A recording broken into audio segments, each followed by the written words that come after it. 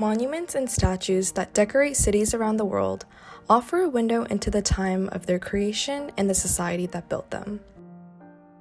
We can see how the statues have been used to convey certain virtues and the impact that they have on society. In Boston, we have a lot of statues dedicated to different people, but until 2003, there was no female representation among the statues along the Commonwealth Avenue Mall. That's when the Boston Women's Memorial was created. The statues of Abigail Adams, Phyllis Wheatley, and Lucy Stone are all separately constructed, but a part of one installation. Chosen not only for their contributions to the city of Boston, but also because all three come from different backgrounds, the women embody virtues that positively impact society.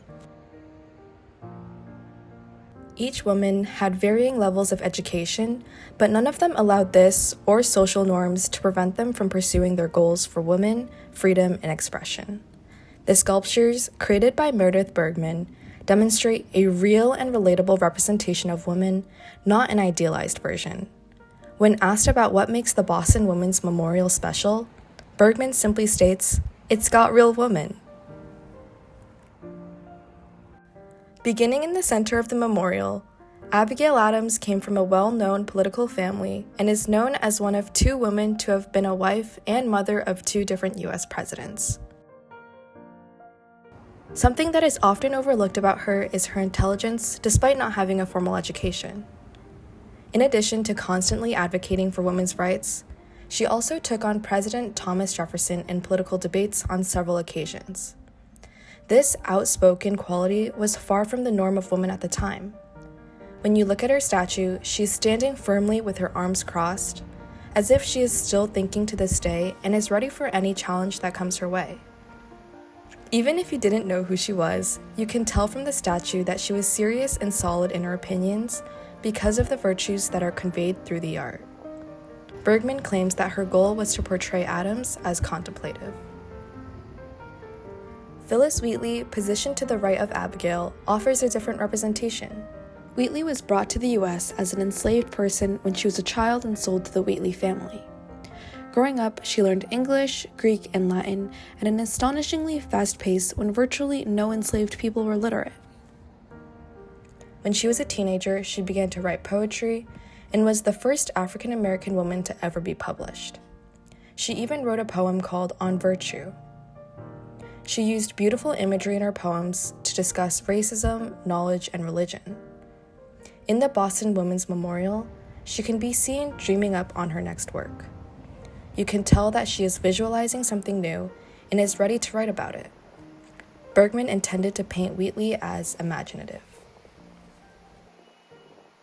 Last of the Boston Women's Memorial is Lucy Stone. Stone was a suffragette, abolitionist, orator, and the first woman to get a college degree in Massachusetts. She was a huge advocate for women's rights in both her public and private life. She wanted to make sure that she could keep her property and split finances equally with her husband, so she paid for half of everything and kept her last name. She also started the Women's Journal, which was a leading suffrage publication during its time. While working for the suffrage movement and organizing the first women's rights convention, she was also a writer and orator for the American Anti-Slavery Society. In the memorial, Stone can be seen writing, depicting her as the only statue who was engaged in a task. Meredith Bergman wanted Stone to be viewed as active. The other sculptures located on Commonwealth Ave, however, are very different. The statue of Alexander Hamilton was the first to be erected on the Commonwealth Avenue Mall in 1856. His statue is high above eye level. At 10 feet tall, he is standing, looking proud, on an 8-foot-tall pedestal made of granite. Hamilton's sculpture communicates certain virtues, primarily his strength and determination. These virtues can be seen in both the way he is presented and in the detailed stories of his life. Another statue located farther down after Hamilton is that of William Lloyd Garrison. Garrison sits proudly on a bronze chair resting on top of a 4-foot granite base. Like Hamilton's statue, Garrison embodies his courage and conviction. Unlike the grandiose, elevated statues of the Revolutionary men, the Boston Women's Memorial was purposely created to be at eye level of the spectators. Instead of standing on top of high pedestals, like the other statues, the women in the memorial utilized their pedestals to continue their respective work. Abigail Adams represents and embodies throughout her lifetime the idea that women could be contemplative, thoughtful, and involved in politics just like men. Phyllis Wheatley can be seen using her imagination to write about issues that are important to her and society, and Lucy Stone is actively engaged in writing, pushing the women's movement and the abolitionist movement forward. The three women and their different accomplishments represent different virtues they embodied and used to impact society. But Boston is not the only city where you can see the values of certain times in statues. The history of virtuous statues goes back much further than the comparatively new city of Boston. For example, Roman statues have a long history. In Ephesus, an ancient Roman city, the Library of Campos was built around 135 CE. Created at the request of a wealthy Roman senator, it became one of the most important libraries of the ancient world. At the entrance of the library, there were 4 female statues that personified select virtues: Sophia for wisdom, Aditya for excellence, Episteme for knowledge, and Anoia for thought. The women were placed on top of pedestals with serene and passive expressions in their faces and their hands holding their clothing over their bodies. They are covered by luxurious and delicate robes, some accessorized with a serpent bracelet. In contrast to the statues in Boston, the Roman statues directly emphasize Roman virtues. The virtuous women are elevated and honored in a way that was typical of Roman honorary statues. Their hairstyles and drapings indicate their elevated status in the eyes of their society. Many statues of women were sculpted during the Roman period, some portraying real and average women that represented the majority. Nevertheless, a theme in Roman honorary statues is their preference for depicting the elite, who had money to pay for their expensive marble statues. Thus, in contrast to the women portrayed in the Boston Women's Memorial, most statues of women in the Roman world portrayed a certain demographic that was not representative of the whole.